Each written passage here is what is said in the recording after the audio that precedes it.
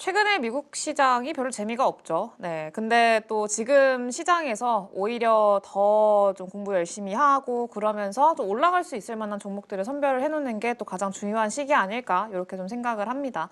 그래서 너무 막 과열돼서 이제 모두가 다 뛰어드는 그런 메뚜기 같은 시장 말고 지금처럼 오히려 좀 조용하고 그리고 조금 더 신중하게 접근하고 좀 그 시간을 줄 때, 공부할 시간을 줄 때, 그럴 때 좀 공부하는 게 좋은 그런 시기 아닌가라고 좀 생각이 듭니다. 네, 그래서 오늘 가지고 온 기업들은요, 조금 이제 쉬어가는 미국 시장 안에서도 굉장히 핫하게 좀 주목받고 있는 종목들을 가지고 왔습니다. 역시나 지금 시장을 뭐 주도하고 있는 여러 기업들이 있습니다만 그중에서 선두는 아직까지는 그래도 엔비디아 아닌가라고 생각이 들어요. 최근에 그 13F 보고서라고 해가지고 그 이제 그 기업별로 그 본인들이 투자하고 있는 어느 일정 이상의 시가총액이 되면은 자본금 이상이 되면은 이제 투자하고 있는 기업들을 공개해야 되는 지분을 좀 공개해야 되는 그런 좀 의무가 있습니다. 그래서 그런 것들을 이제 공개를 하는데 엔비디아가 이번에 13F 보고서를 좀 공개를 했고요. 거기서 어느 종목들 그리고 어느 기업들에 좀 지분 투자를 했고 어느 기업이 좀 빠졌고 이런 것들이 좀 공개가 됐어요. 네, 그러면서 이 안에 좀 포함이 돼 있는 기업들은 최근에 주가 흐름이 상당히 좋은 그런 모습들을 보였었고 엔비디아가 지분을 확보하고 엔비디아가 좀 투자를 하고 있다라고 하는 기업들이 그만큼 좀 기술력이 뭔가 있나? 그리고 앞으로 기술력이 좀 이제 다른 기업들 대비해서 좀 경쟁력이 있나? 이런 기대감들이 좀 몰릴 수밖에 없는 상황이지 않을까? 좀 그렇게 생각을 합니다. 근데 전체적으로 공통점이 조금 있는데 대부분이 다 AI 그리고 뭐 자율주행 이런 미래 성장 산업에 좀 초점을 맞추고 있다라는 것들이 공통점이라고 보시면 될 것 같아요. 그래서 이 안에서도 좀 희비가 엇갈렸는데 일단은 공개한 보고서에 따르면은 뭐 상단에 있는 5개 기업을 오늘 가지고 온 거예요. 이 기업들을 가지고 왔는데 여기서 원래 그 서브 로보틱스라고 해가지고 로봇 기업이 하나가 있습니다. 근데 이전 보고서가 공개됐을 때 이 서브 로보틱스라는 기업의 지분을 확보를 새롭게 하면서 시장에서 이 기업이 엄청나게 부각을 받으면서 그때 급등 나오고 그랬었거든요. 네, 근데 막 100% 넘게 오르고 막 그랬었는데 이번 보고서를 보니까 이 서브 로보틱스가 빠졌습니다. 그러니까 지분 투자했던 게 다 빠졌고 새롭게 편입된 종목들이 있는데 이 두 기업이었어요. 네비우스라는 그룹하고 그리고 위라이드라는 기업 두 가지가 포함이 됐습니다. 그래서 이 서브 로보틱스는 요 보고서가 공개가 되니까 서브 로보틱스는 급락하고요. 뭐 한 40% 하루 만에 40% 가깝게 빠지고 오히려 위라이드라던가 네비우스 이런 기업들은 급등하는 위라이드는 뭐 80% 이상 좀 급등이 나오기도 했었고 하루 만에 네, 그런 좀 강력한 어떤 관심을 받는 네, 그런 모습들이 보여졌죠. 네, 그래서 일단 그 이유가 뭔지 엔비디아가 이 기업들의 지분을 투자해서 얻고자 하는 게 뭔지 이런 것들 좀 같이 고민을 해보는 시간 오늘 가져보도록 하려고 합니다. 근데 참고를 하셔야 될 거는 이게 그 13F 보고서가 45일 전 기준이에요. 45일 전. 그래서 지금 현재는 가지고 있는지 없는지 그거는 모릅니다. 그래서 45일 전 기준이다라는 것만 좀 참고를 하시고 보시면은 좋을 것 같습니다. 지분의 변동이나 이런 것들이 있을 수 있다라는 것도 염두에 두고 보시면 좋겠다 이렇게 좀 말씀을 드리고요. 네, 일단 첫 번째는 어플라이드 디지털, 그리고 ARM 홀딩스, 세 번째 네비우스 그룹, 네 번째 리커전 파머스티컬스, 다섯 번째 윌라이드 이렇게 좀 소개를 순서로 해드릴게요.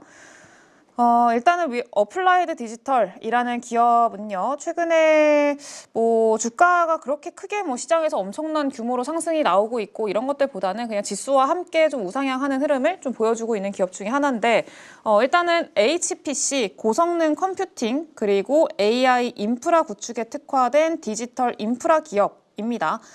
그래서 뭐 HPC라던가 클라우드를 통합적으로 좀 이제 서비스를 제공을 하고 있는 그런 기업이라고 보시면 좋을 것 같고요. 사업 분야는 구체적으로 3개 정도로 구분이 돼 있습니다. 데이터 센터 호스팅이 75%고요. 클라우드 서비스가 15%, HPC 호스팅이 10% 이렇게 세 가지로 구성이 되고 AI랑 머신 러닝 분야로 사업 다각화를 진행을 하고 있습니다.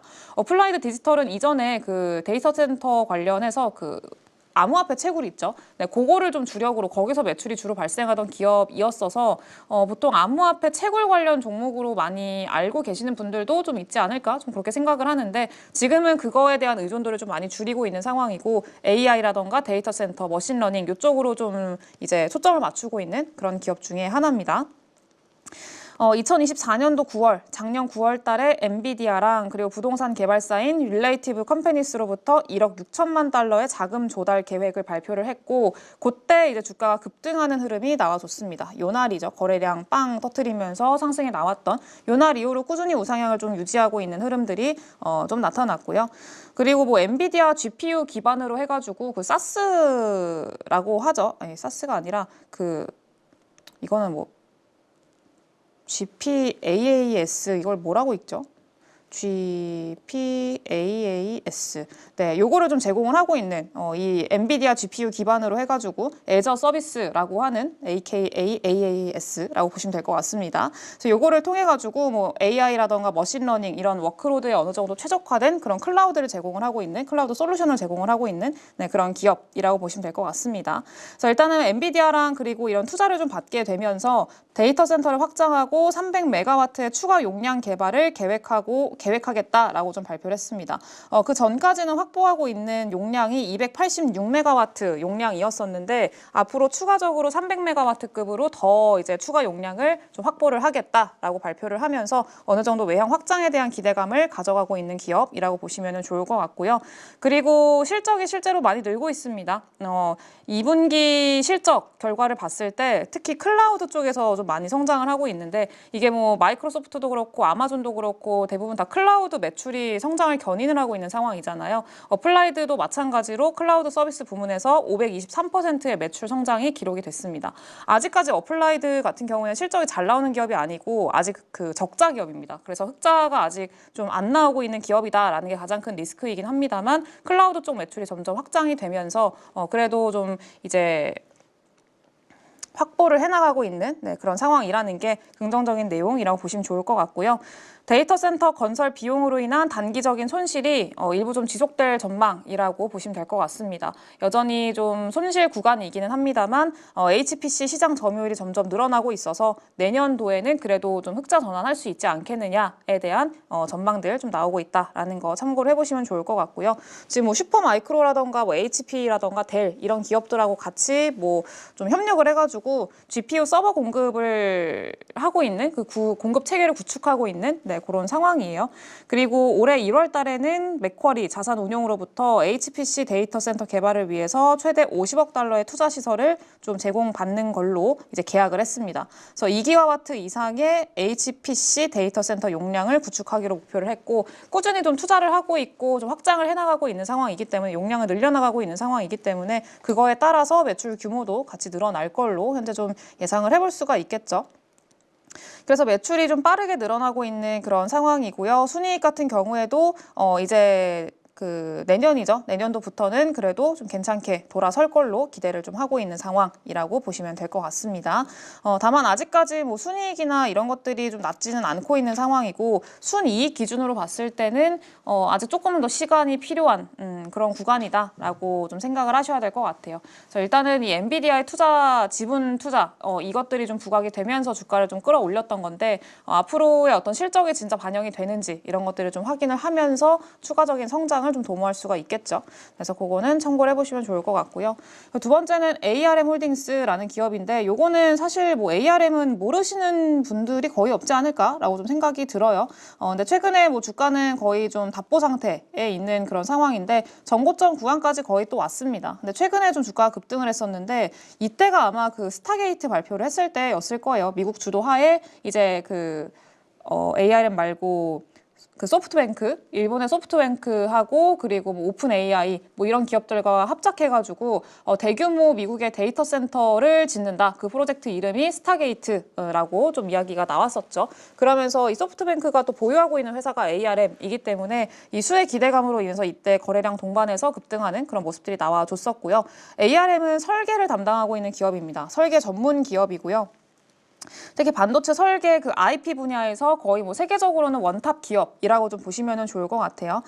그래서 뭐 스마트폰부터 해가지고 데이터 센터까지 다양한 분야에 적용되는 이 아키텍처를 좀 제공하고 있는 그런 기업이고요. 그리고 특히 스마트폰의 두뇌 역할을 하고 있는 모바일 AP 애플리케이션 프로세서 요거를 설계하는데 좀 많이 특화되어 있는 기업이에요. 전 세계 점유율의 90% 이상을 가지고 가고 있는 거의 독점하고 있는 기업 중에 하나라고 보시면은 좋을 것 같습니다. 네, 그래서 이 기업 같은 경우에는 IP 그 라이센싱 이라던가 로열티 뭐 이런 것들을 기반으로 해서 좀 수익을 내고 있는 기업이라고 보시면 좋을 것 같고요. 뭐 클라이언트사가 뭐 대표적으로 애플이라던가 이런 기업들이 있는데 이런 기업들한테 뭐 CPU나 GPU 설계도 이런 것들을 제공을 해주면서 그 칩이 설계가 될 거잖아요. 칩이 생산이 될 거잖아요. 그 생산된 칩 당으로 로열티를 청구하는 그런 구조가 좀 수익 구조로 좀 만들어져 있는 기업이다라고 보시면 될 것 같습니다. 그리고 뭐 그렇게 보시면 좋을 것 같고요. 2026년도에 소프트뱅크 그룹에 인수된 이후에 AI랑 데이터 센터 시장으로 사업 영역을 확장을 하고 있다라는 거 참고하시면 될 것 같고 중요한 거는 또 ARM이 올해 2월 달 최근이죠. 최근에 자체 칩 설계 추진을 좀 발표를 했습니다. 그러니까 자체적으로 칩을 만들겠다라고 발표를 한 거고 설계만 하는 게 아니라 우리가 알아서 할게 이렇게 좀 발표를 한 거죠. 이게 그동안에 뭐 지금 최근에 뭐 흐름들을 보면은 뭐 브로드컴도 그렇고 뭐 다들 자체 칩을 만들겠다라고 발표를 하고 있는 그런 추세여서 물론 엔비디아만큼의 성능을 내지는 못합니다. 근데 그만큼의 성능이 아니더라도 분명히 또 수요가 있고 엔비디아는 너무 비싸고 성능이 너무 좋고 막 이러니까 그 정도까지의 성능은 별로 필요하지 않은데 조금 저렴하게 나만 좀 맞춤형으로 만들고 싶어라고 하는 수요들이 또 충분히 있어요. 그래서 그런 수요들 대상으로 자체 칩을 좀 만들겠다라고 ARM도 발표를 한 거죠. 그리고 첫 고객으로는 메타를 현재 좀 전망을 하고 있습니다. 메타가 거론이 되고 있는 그런 상황이고요. 첫 제품은 올해 여름쯤에 아마 공개가 될 걸로 현재 좀 예정이 돼 있습니다. 그래서 이것도 참고를 좀 해보시면은 좋을 것 같고요. 그리고 클라우드, 엣지 컴퓨팅 시장에서 X86 아키텍처 대체를 가속화 중이고요. 2026년까지 데이터 시장 점유율 25%를 달성하겠다라고 목표를 세워놨는데 이게 뭐 가능할지는 좀 지켜봐야죠. 네. 그렇고 그리고 엔비디아가 ARM 지분을 좀 확보를 하고 있다라고 이제 아까 그 13F 보고서를 통해서 봤잖아요. 근데 점차 좀 줄이고 있는 추세입니다. 뭐 새롭게 늘려나가고 있는 거면은 더 의미를 부여할 수 있을 것 같은데 줄여나가고 있는 추세예요. 원래 ARM 지분을 처음 확보한 게 좀 됐어요. 한 2, 3년 정도 됐는데 그때 전에 엔비디아가 그 ARM을 아예 인수하겠다 뭐 이런 얘기들이 좀 있었거든요. 네, 그런 계획들이 좀 있었는데 그때 ARM을 인수를 해가지고 아마 ARM의 어떤 뭐 CPU라던가 그리고 GPU 이런 기술들을 좀 결합을 시켜가지고 뭐 AI도 그렇고 데이터 센터도 그렇고 모바일 뭐 이런 쪽들에서 어느 정도 좀 경쟁력이나 점유율 이런 것들을 많이 확보하려고 한 게 아닌가라고 좀 생각을 해볼 수 있을 것 같아요. 특히 좀 ARM이 좀 잘하고 있는 게 CPU에서 그 저전력 기술들 있죠. 네, 그런 것들 그리고 뭐 이런 뭐 설계 기술 이런 것들이 좀 특화돼 있는 기업이기 때문에 이런 거랑 엔비디아의 GPU랑 좀 결합을 시켜가지고 좀 효율적인 어떤 고성능 컴퓨터의 기술을 좀 제공을 하려고 그런 의도가 있었던 것 같은데 근데 결론적으로 좀 생각을 했을 때는 인수가 무산이 됐습니다. 네, 인수가 그때 안 됐었고 이유는 반독점 법에 걸린다라고 해서 미국에서 좀 제재가 들어왔습니다. 그래서 인수를 못했고 실패했어요. 네, 그래서 이 전략 자체가 좀 재고해야 되는 그런 상황이 또 왔기 때문에 아마 좀 지분을 그래서 좀 축소하고 있는 거 아닌가라고 좀 생각이 듭니다. 네, 근데 어쨌든 지금 현재 어떤 이 흐름들 안에서는 굉장히 주목받고 있는 이 설계라는 그리고 자체 칩이라는 이런 시장에서 그 많이 주목을 받고 있는 기업 중에 하나이기 때문에 좀 계속 관심을 좀 유지를 해야 되는 필요가 있지 않나 이렇게 좀 생각을 합니다. 이거 ADR입니다. 네, 미국 증시에 상장된 영국 기업이라고 보시면 될 것 같아요. 그리고 세 번째는 네비우스 그룹이라는 기업인데 네비우스 그룹은 그동안에는 그렇게 크게 막 시장에서 엄청 많이 관심을 받고 막 그런 기업까지는 아니었어요. 네, 근데 이제 그 엔비디아가 지분을 새롭게 늘렸다라고 하면서 최근 시장에서 주목을 많이 받고 있는 상황인 것도 확인이 되시죠. 이 기업도 마찬가지로 AI 기업인데 AI 클라우드 플랫폼 그리고 자율주행 기술, AI 데이터 서비스 그리고 에드테크라는 사업을 영위하고 있는 그런 기업입니다. 주력으로 하는 게 AI 클라우드 플랫폼이라고 보시면 될 것 같고요. 뭐 캔자스시티에다가 첫 GPU 클러스터를 설치하고 나서 샌프란시스코나 달라스, 뉴욕 이런 곳들에다가 사무소를 개설을 하고 있대요. 그러면서 확장을 좀 본격화하고 있고 올해 추가적으로 클러스터를 다시 좀 구축할 예정이라고 합니다. 그리고 GPU 클러스터부터 데이터 센터 설계까지 전부 다 풀스택을 할 수 있는 그런 능력을 갖춘 회사라고 보시면 좋을 것 같고요. 그리고 작년 12월 달에 엔비디아 그리고 엑셀로부터 7억 달러 투자를 유치를 시켰고 그리고 올해 1월 달에는 텍스트랑 이미지 생성 오픈소스 모델을 출시를 했습니다. 자체적으로 좀 보유하고 있는 커버하고 있는 산업이 좀 꽤나 다양해요. 네, 그리고 자율 배달 로봇인 그럽허브 협약 체결을 했고 우버랑도 자율주행 택시 개발 협력을 했다라고 보시면 되겠습니다. 그래서 주로 클라우드, AI 클라우드 그리고 이 자율주행 요게 좀 많이 주목을 받고 있는 회사구나라고 좀 참고를 하시면 될 것 같아요. 이게 이따가도 보겠지만 윌라이드도 마찬가지고 자율주행 기업들이 좀 많거든요. 근데 이전에 한번 엔비디아 실적을 좀 소개를 해드렸을 때 그때 언급을 드렸던 내용 중에 하나가 그거였어요. 엔비디아가 이번에 실적 발표를 했을 때 상당히 의미 있는 사업 분야가 자율주행이라고 그때 말씀을 좀 드렸었거든요. 왜냐하면은 다른 사업 분야들 여러 가지가 있습니다. 여러 가지 사업 분야들이 있는데 역시 가장 두드러지는 거는 이제 GPU 판매하는 거, AI 가속기 판매하는 거 거기서 당연히 엄청난 성장이고 그 성장에 비하면은 자율주행 분야에서의 어떤 매출이나 이런 것들은 굉장히 희박해요. 굉장히 미미하고 귀여운 수준인데 근데 중요한 거는 자율주행 쪽에서의 어떤 매출 성장 속도가 굉장히 가파르다는 거죠. 거기에 초점을 맞춰본다라고 하면은 엔비디아가 지금 다른 산업들에 묻혀서 지금 자율주행 산업이 좀 안 보이고 있는 상황인데 자율주행이 굉장히 빠르게 좀 성장을 하고 있고 다른 GPU 빼고 2자릿수 이상 성장을 하고 있는 사업부가 자율주행밖에 없었습니다. 그래서 이제 그런 것들을 생각을 했을 때 아직까지는 수치는 비교하면 미미하죠. 워낙에 엔비디아의 매출 볼륨 자체가 크기 때문에 그거랑 비교하면 아직 미미하지만 이 정도의 성장 속도를 좀 보여주고 있는 상황이라면 앞으로 굉장히 엔비디아라는 기업한테 좀 큰 역할을 하게 되는 사업 영업부가 될 수 있겠다라고 좀 생각을 한다고 그때 말씀을 드렸던 걸로 기억을 합니다. 네, 그래서 이제 엔비디아가 좀 자율주행 쪽에서도 많이 이제 기업들 좀 협력을 해가지고 성과를 내려고 하고 있는 그런 상황인데 그런 것들을 지금 이번 지분 투자라던가 투자 계획이라던가 이런 것들을 통해서 또 확인할 수 있었다라는 것들 참고를 해보시면 될 것 같습니다. 그래서 지금 네비우스 그룹도 말씀드렸다시피 그렇게 크게 시장에서 주목을 받고 있었던 기업은 아니기 때문에 애널리스트들이 커버하는 것들도 거의 없고요. 하나 정도 투자 의견 자체도 거의 없고 네, 그래서 조금 이제 어떤 이 그룹에 대한 자료 그리고 정보 이런 것들을 확보하는데 조금 좀 제한이 있어요. 네. 근데 어쨌든 이 성과나 이런 것들을 앞으로의 흐름들을 좀 지켜보시면 좋을 것 같고 이번 엔비디아 때문에 좀 주목을 많이 받고 있는 상황이기 때문에 추가적으로 좀 확인할 수 있을 만한 자료나 이런 것들도 많이 늘어나지 않을까라고 좀 생각을 합니다. 그리고 네 번째는 리커전 파머슈티컬스, 발음이 어려워요. 리커전 파머슈티컬스라는 회사인데 리커전도 최근에 분위기가 좋죠. 이것도 좀 지분 관련한 내용들 나왔을 때 이후로 좀 시세가 나오면서 이전에 박스권을 좀 돌파하는 흐름이 나와줬습니다. 리커전 같은 경우에는 AI 신약 개발 기업입니다. 그래서 이것도 마찬가지로 AI인데 이제 바이오테크라고 보시면 좋을 것 같아요. AI 기술을 통해서 신약을 개발하는 기업인 겁니다. 그래서 엔비디아의 GPU 그리고 컴퓨팅 플랫폼을 이용을 해가지고 데이터 처리 속도랑 효율성을 좀 높이는 그런 작업을 하고 있고요. AI 기반으로 신약 개발 플랫폼을 강화를 하고 있다라고 보시면 될 것 같습니다. 요즘에는 사람들이 바이오가 아니죠.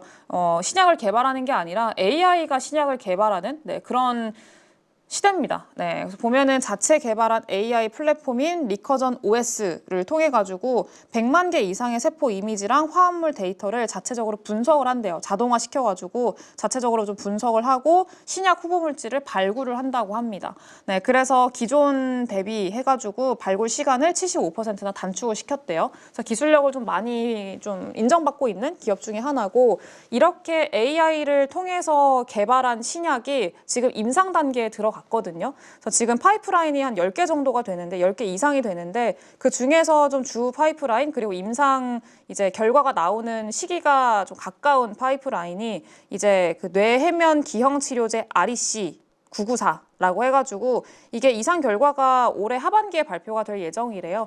네, 그래서 이런 것들도 좀 예정이 돼 있고 그리고 뭐 신경 섬유통증 이형 치료제 이거는 일상에 들어갔고 그래서 파이프라인들이 지금 임상 단계에 진입을 했고 임상 단계 결과가 나올 때마다 상당히 좀 주목을 많이 받을 수 있겠죠. 네, 그래서 앞으로는 뭐 전에도 한번 말씀을 드렸던 것 같은데 앞으로는 AI가 개발한 신약으로 우리가 좀 질병을 치료하고 이런 시대가 될 수 있겠다라고 좀 생각이 듭니다. 그래서 그런 역할을 하고 있는 게 리커전이라고 보시면 될 것 같고요.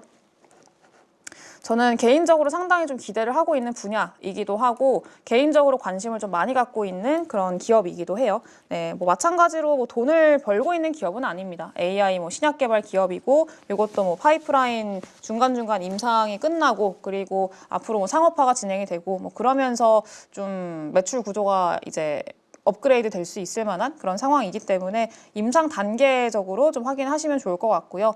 다만 리커선 같은 경우에는 돈이 별로 없고 매출 구조가 발생할 게 딱히 지금 당장은 없기 때문에 좀 자금 조달 이슈가 있을 수 있다라는 거는 참고를 해주시면 좋을 것 같습니다. 그리고 마지막으로 윌라이드인데 윌라이드가 최근에 주가 탄력도는 제일 좋아요. 근데 윌라이드는 뭐 하는 기업이냐? 앞서서도 잠깐 말씀드렸다시피 자율주행 기업입니다. 중국 기업이에요. 중국 광저우에서 설립된 자율주행 기술 전문 기업이고요. 자체 플랫폼인 윌라이드 고를 통해 가지고 중국 내에서 서비스를 제공하고 있는 회사입니다. 해외에서는 파트너사들이랑 협력을 해가지고 차량 판매나 서비스 제공을 통해서 수익을 창출하고 있는 기업이라고 보시면 되겠습니다. 레벨 4 수준의 완전 자율주행 기술 개발에 주력을 하고 있고요. 레벨 4부터는 뭐 이제 아예 인간이 개입하지 않아도 되는 그런 단계니까 완전 자율주행 기술 개발 정도에 지금 좀 주력을 하고 있는 상황이고 중국 최초로 레벨 4 자율주행 로보택시를 상용화한 기업 중에 하나입니다. 그래서 가장 좀 기술력적인 측면에서 앞에 나와 있는 그런 기업이라고 보시면 될 것 같아요. 로보택시라던가 자율주행 그 셔틀버스 그리고 뭐 자율주행 물류 차량 이런 것들 다양한 자율주행 솔루션을 제공을 하고 있고요. 여러 국가에서 지금 실제로 상업화를 진행을 하고 있습니다. 중국이랑 미국 그리고 UAE, 싱가폴 이런 7개국 30개 도시에서 연구개발, 테스트, 상업적 운영을 진행 중이고요. 그리고 최근에는 우버, 작년 9월인데 우버랑도 전략적 파트너십을 체결을 해서 요거를 UAE에 좀 서비스에 제공을 하고 있는 그런 상황. 아직까지는 크게 막 뭐 이거를 상용화 시켜가지고 많은 사람들이 이용을 하고 이런 단계는 아니긴 합니다만 그래도 앞으로의 어떤 전망이나 기술력의 어떤 인정받은 부분들, 실제로 상용화한 부분들 이런 것들을 생각을 했을 때 충분히 앞으로 좀 기대할 만한 여지들이 좀 많지 않을까라고 생각을 해볼 수 있을 것 같아요. 네, 그래서 그거는 한번 좀 참고를 해보시면 좋을 것 같고요. 그리고 윌라이드가 이제 앞서서도 말씀을 드렸다시피 엔비디아가 자율주행 쪽으로 좀 많이 주력을 하고 있는 그런 상황이기 때문에 그 엔비디아가 그 고성능 GPU, 컴퓨팅 플랫폼 이런 것들을 하고 있잖아요. 그 자율주행 그 기술을 개발하고 있는 기업들하고 자체적으로 좀 협력을 많이 하려고 하는 것 같아요. 그래서 이 AI라던가 자율주행 이쪽의 생태계를 좀 확장하고 있는 그런 단계이기 때문에 그런 전략의 일환으로 이 윌라이드한테 좀 지분 투자를 한 게 아닌가라고 생각을 해볼 수 있을 것 같아요. 그래서 이렇게 하면서 그 누구죠? 이 엔비디아의 하드웨어 판매 속도도 늘릴 수 있고 적용되는 그런 기업들도 다양화시킬 수 있고 이런 전략들을 이런 그 지분 투자를 통해서 하고 있다 이렇게 보시면 될 것 같습니다. 그래서 본인들 제품 많이 팔려고 하는 거죠. 뭐. 그래서 그렇게 보시면 될 것 같고요. 오늘 관련된 종목들 좀 소개를 해드렸고 시장에서 그렇게 막 관심이 많았던 종목들이 많지 않아서 좀 이제 새로운 종목들이 좀 있어서 그런 측면에서 봤을 땐 되게 흥미롭지 않았나 이렇게 좀 생각을 합니다. 그래서 앞으로의 어떤 엔비디아가 바라보고 있는 시장의 방향성 그리고 앞으로의 어떤 성장 산업들 이런 게 뭔지 이런 기업들을 통해서 좀 확인할 수 있었다라는 거는 의미가 좀 있다라고 좀 생각을 하고요. 오늘 관련된 내용들 한번 잘 보시고 한번 스터디해 보시고 그러면 될 것 같습니다.